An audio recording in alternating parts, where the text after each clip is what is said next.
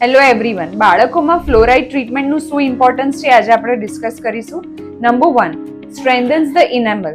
આપણા જે બેક્ટેરિયા છે, જે એસિડ છે, જે ડિરેક્ટલી ઇનેમલને ડેમેજ કરે છે, ફ્લોરાઇડ ટ્રીટમેન્ટથી સ્ટ્રોંગ બને છે. નંબર 2, 30 to 70% જેટલું કેવિટી ફોર્મેશન અટકાઈ શકાય છે રેગ્યુલર ફ્લોરાઇડ એપ્લિકેશનથી, અને સ્પેશિયલી જે ન્યૂલી ઇરપ્ટેડ પર્મનન્ટ ટીથ છે, બાળકોમાં જે નવા પર્મનન્ટ ટીથ ઇરપ્ટ થઈ રહ્યા છે એની પર તો બહુ જ ઇફેક્ટિવ રામબાણ ઇલાજ જેવું કામ કરે છે.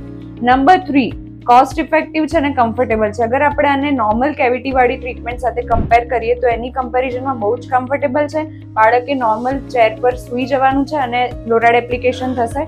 At the same time, it is cost effective also. And number 4, it is painless and safe. There is zero pain in this treatment. It's a very safe and recommended by WHO and American Dental Association. ક્યારે કરાવવું જોઈએ? Every 3 to 6 months as per the need of the child and the risk of cavity in that particular children. So prevention is better than cure. Thank you.